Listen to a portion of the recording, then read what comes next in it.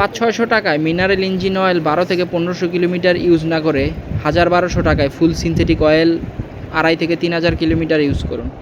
কথার কথা, আপনি মিনারেল ইউজ করে যদি 50,000 কিলো আপনার রিং পিস্টন লাস্টিং করে, সেম রাইডিং স্টাইলে সিনথেটিক ইউজ করলে আপনার 80,000 কিলোমিটার পর্যন্ত বা তারও বেশি মাইলেজ পাবেন। কারণটা খুবই সাধারণ। ইঞ্জিন অয়েলের কাজ মূলত হচ্ছে লোহা থেকে লোহার যে ঘর্ষণ সেটাকে রোধ করা।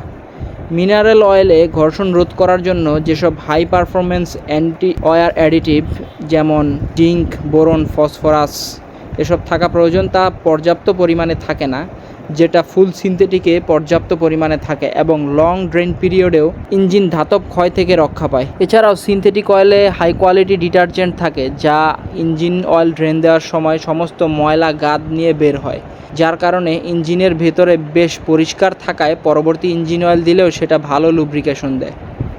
এখন টাকার হিসাব করতে গেলে হয়তো 500 থেকে 600 টাকায় যদি আপনি 1200 থেকে 1500 কিলোমিটার রাইড করেন, তো আপনি ডাবল টাকা দিয়ে আপনি প্রায় 2500 থেকে 3000 কিলোমিটার অর্থাৎ ডাবল ড্রেন ইন্টারভেল পাচ্ছেন। তো আপনার খরচও এক্ষেত্রে একই হচ্ছে।